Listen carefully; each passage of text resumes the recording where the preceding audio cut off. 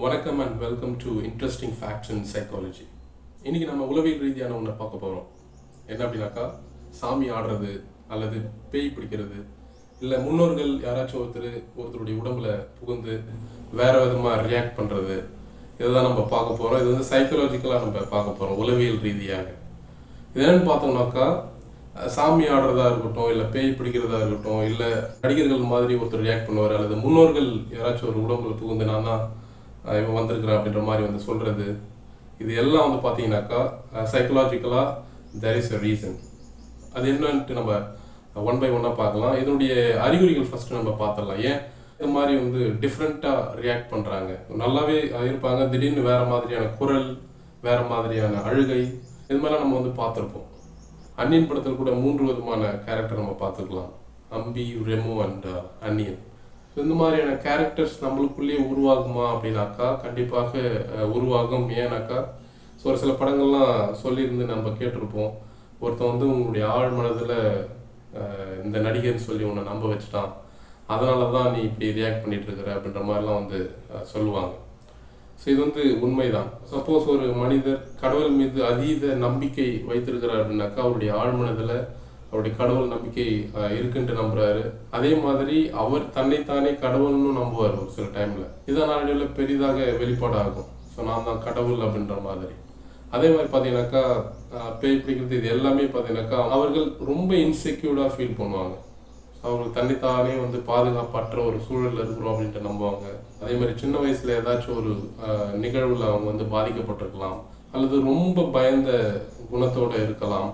So இந்த மாதிரி நபர்கள் அவங்களுடைய அறிகுறிகள்லாம் பார்த்தோம் அப்படின்னாக்கா ரொம்ப டிப்ரெஸ்டாக இருப்பாங்க. அதே மாதிரி ரொம்ப யோசனைகளோடு இருப்பாங்க, திடீர்னு சிரிப்பாங்க, இல்லாட்டி நம்ம நார்மலாக பேசும்பொழுதே வந்து வேறு விதமாக ரியாக்ட் பண்ணுவாங்க.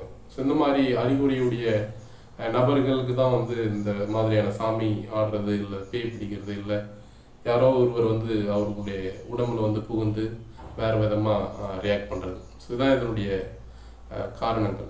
அதனால் அவங்கள வந்து மென்டல் நம்ம முத்திரை குத்த வேணாம்.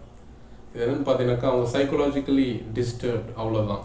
ஸோ நம்மளுமே நிறைய சுச்சுவேஷனில் நம்ம சைக்கலாஜிக்கலி டிஸ்டர்ப் ஆகும்.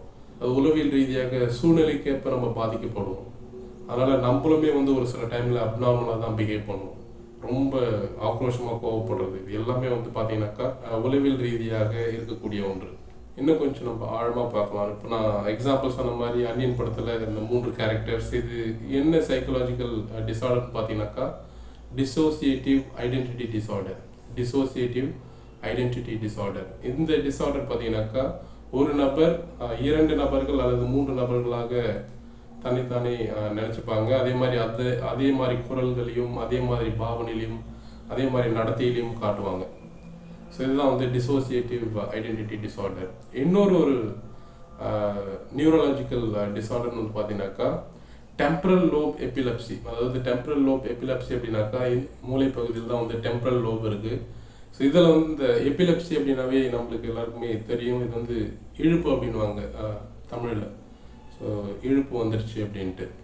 ஸோ அந்த இழுப்பு தான், இது வந்து டெம்பரவரி தான். ஸோ டெம்பரல் லோப் எபிலப்சி, இப்போ சாமி ஆடுறது வந்து பார்த்தீங்கன்னாக்கா இதுக்கு வந்து டேர்மே வந்து டெம்பரல் லோப் எபிலப்சி அப்படின்ட்டு சொல்லுவாங்க. இந்த டெம்பரல் லோப் எபிலப்சி இருக்கக்கூடியவங்க என்ன பண்ணுவாங்க பார்த்தீங்கன்னாக்கா, அந்த சாமி படம் பார்த்தாவே ஒரு சில பேருக்கு சாமி வந்துடும், அல்லது கற்பூரத்தை பார்த்தாவே சாமி வந்துடும், இது பம்பை அடிக்கும் பொழுது சாமி வந்துடும். இது மாதிரி பல சூழல்களில் அவங்களுக்கு வந்து சாமி ஆடுவதை நம்ம வந்து பார்க்கலாம்.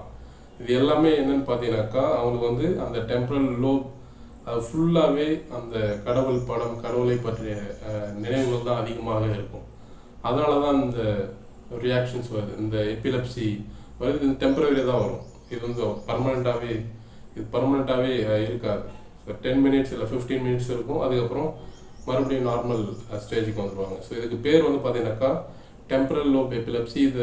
இது வந்து முழுமையாக தெரிஞ்சுக்கணும் அப்படின்னாக்கா நரபியல் நிபுணர் நியூராலஜிஸ்ட் விளையனூர் ராமச்சந்திரன் அது தெளிவாக சொல்லியிருப்பார். இந்த டெம்பரல் லோப் எபிலப்சினா என்ன, எப்படி வந்து கடவுள் அவர் மீது வருது, இது எல்லாமே அதீத நம்பிக்கையின் காரணமாக தான் இதெல்லாம் செயல்படுது அப்படின்ட்டு அவர் தெளிவாகவே சொல்கிறார். அதுக்கப்புறம் நியூராலஜிக்கலாக என்னென்ன மாதிரியான ரியாக்ஷன்ஸ்லாம் அவங்க வந்து காட்டுவாங்க அப்படின்றதும் வந்து தெளிவாக சொல்லியிருப்பார் விளையனூர் ராமச்சந்திரன். இன்னும் உங்களுக்கு அதிகமாக தெரிஞ்சுக்கணும் அப்படின்னாக்கா அவருடைய வீடியோவை நீங்கள் பார்க்கலாம். நீங்கள் யாராச்சும் உங்களுடைய உறவினர்களோ இல்லை உங்கள் பகுதியில் இருக்கக்கூடியவங்களோ சாமி ஆடுறது இல்லை பேய் பிடிக்கிறது அப்படின்னாக்கா அவங்க வந்து உளவியல் ரீதியாக சிறிது பாதிப்பு அடைஞ்சிருக்கிறாங்க. கண்டிப்பாக வந்து உளவியல் நிபுணரோ அல்லது நரம்பியல் நிபுணரோ நம்ம அணுக வேண்டியது இருக்குது. இது எல்லாமே உங்களுக்கு வந்து யூஸ்ஃபுல்லாக இருந்துச்சுனாக்கா எங்களுடைய சேனலை ஃபாலோ பண்ணுங்கள். இன்னும் பல சுவாரஸ்யமான தகவலோடு உங்களை சந்திக்கின்றேன். நன்றி, வணக்கம்.